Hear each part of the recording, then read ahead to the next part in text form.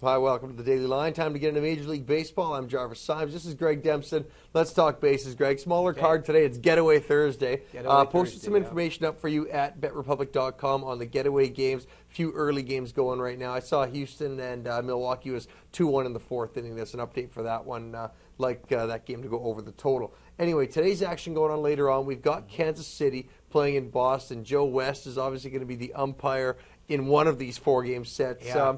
Kansas City getting back huge points here. Look at Boston. They're laying 215, and that line seems to be gaining steam. It doesn't surprise me. You got Daisuke on the mound. Brian Bannister's going on. Bannister is 0-3 lifetime at Fenway Park with a 5.56 ERA.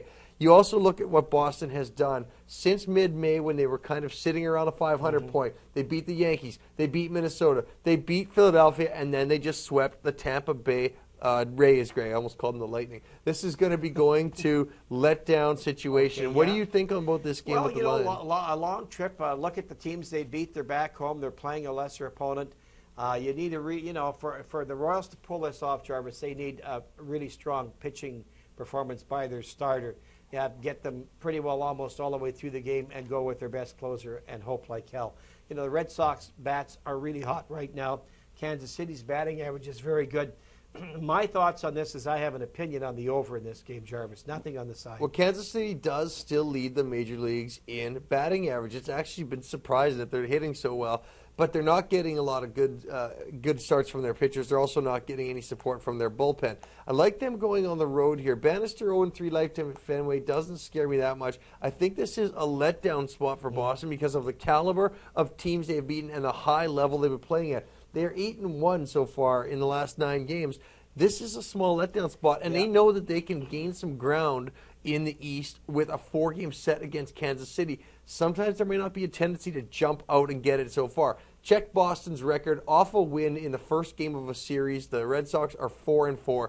That's 500 balls. So that doesn't stand out. If they were, for example, 7-1 in the spot, you might think, okay, they get up. But it's a 500 stat. You're getting back 190. My official play for this game is on the Kansas City Royals as a big dog, paying back plus 190. Greg, let's run the bases. Run the bases brought to you by Jarvis and Greg. We start things off with the Minnesota Twins. Hard to picture any overs with this game. You got a 9 under 15, but you look back to yesterday where they played a game and a half. There was 1 run scored to complete the game from Tuesday. There was a 3-2 Yankees win in the second game. These guys have been going under the total now for a bunch of games, basically, and the Yankees have been dominating. The interesting thing here is they made a really bad line in this game, Jarvis. It opened last night 10 under minus $1.23, and now it's down to 9. It's actually moved a run. That's why it's part of running the bases and not an official selection by me. But if you take a team and you play them under the total after 3 or more consecutive losses like the Twins have had, if the over-under is in this range between 8.5 and 10 runs,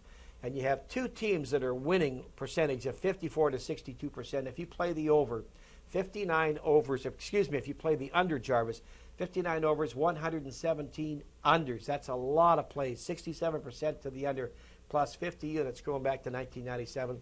I have an opinion on that game going under the total. I'm surprised that line was open at such a high number, especially with 6 runs scored in the last 2 games. We also going to look at Atlanta and Florida. We've got Tim Hudson on the mound. Florida's laying 107. This line you're going to find has moved a little bit too. We got Ricky Nolasco going for the Marlins.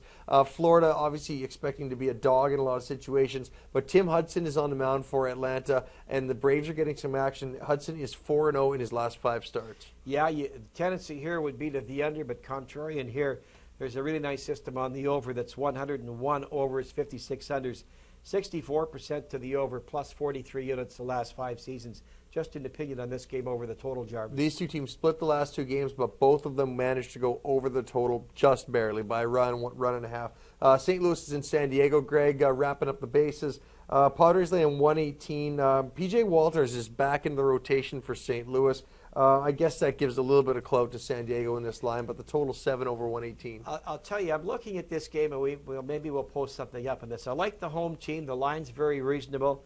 They're going for a 3-series sweep. The last time that San Diego swept St. Louis in a 3-game series sweep was in August of 1995. The reason why I like it is the pitcher for San Diego, Jarvis. They haven't seen him. The Cardinals haven't seen him. Plus, he's 4-0 at home with a 1.48 ERA. And there's a really good system on the home team going back to 1997, 60 wins and 29 losses. So a top opinion on the San Diego Padres in this game tonight. I think the line's about $1.15, $1.18, something like that. Yeah, Wade LeBlanc on the hill for San Diego. He's had a really strong season so far at home. So recapping, the only play we have for baseball today, getting big dog money. I know it's tough to bet these ones, but it's Kansas City plus 190. Like them to catch the Red Sox in a letdown spot. Thanks for joining us at the Daily Line. For everyone here, I'm Jarvis Symes. And I'm Greg Dempson. We'll see you next time.